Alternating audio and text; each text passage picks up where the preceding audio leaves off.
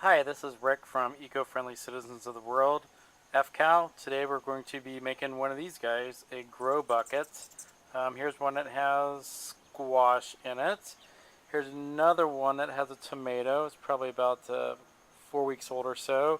And then here's a grow bucket, and I also have the plans for this on the site.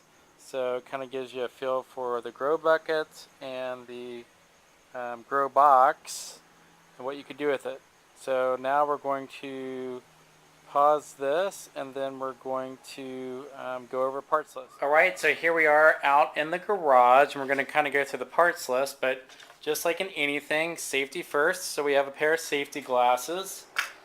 We have a miter gauge that we'll use to make our 6-inch measurements and cuts. Here's a Sharpie. This will be good for marking our cuts.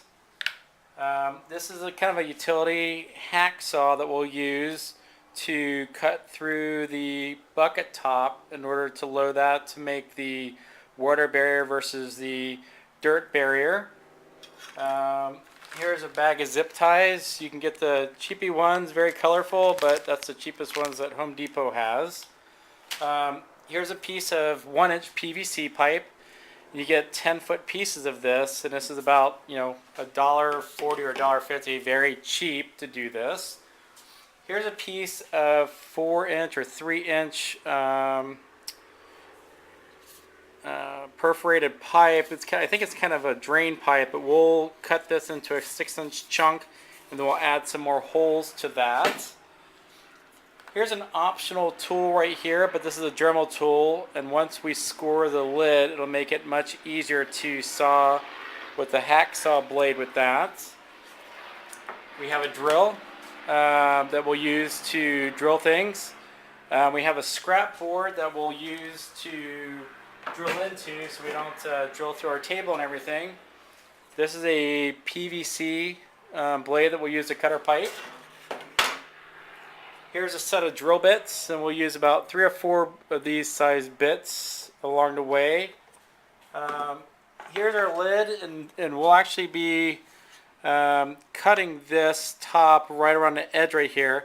And you can hopefully see a black mark here. I just kind of drew that just to see. You don't necessarily have to draw it in there to cut, but I just wanted to show it for everybody at home.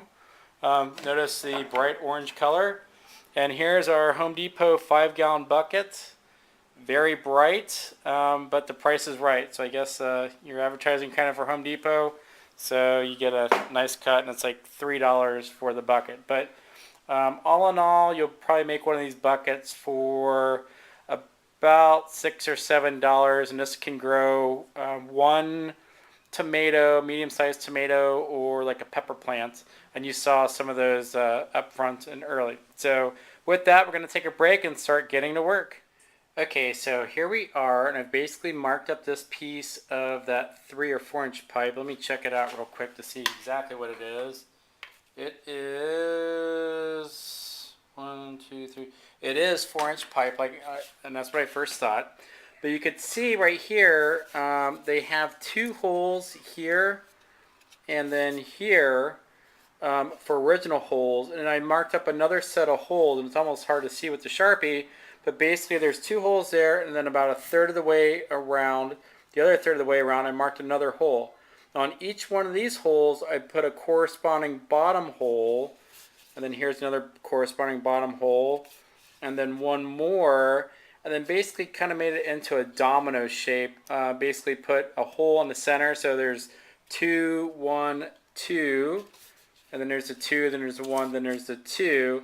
And then I'll first cut this, and this is again 6-inch pipe that I marked from tip to tip. From this tip to this tip is 6 inches, and then we'll cut that, and then drill those.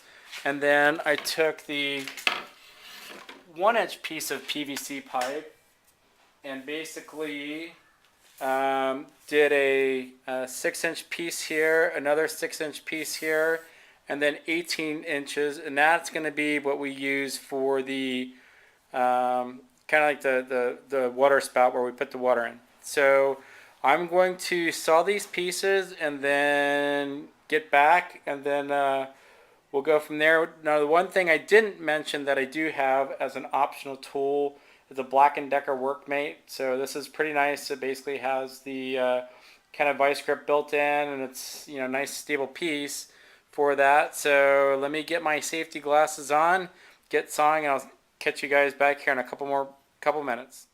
Okay, here I am back. So right here we have our 18-inch piece of 1-inch PVC pipe. As you can see, I kind of made almost like a little archway that I just kind of hand sketched in here.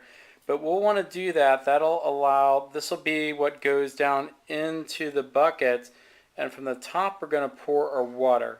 So you want to do that, and this is actually somewhat of a tough cut. So I typically use that single blade kind of open hacksaw I have and just kind of arc around. What happens if you don't put this in, as you put water in the top, it'll have a hard time going all the way through. This bottom wide mouth piece down here at the bottom allows the water to easily flow into the pipe. I also have the two 6-inch pieces as well. And then here is, again, that's a kind of domino shaped pattern pipe, the 4-inch drainage pipe that we'll play with here in a second.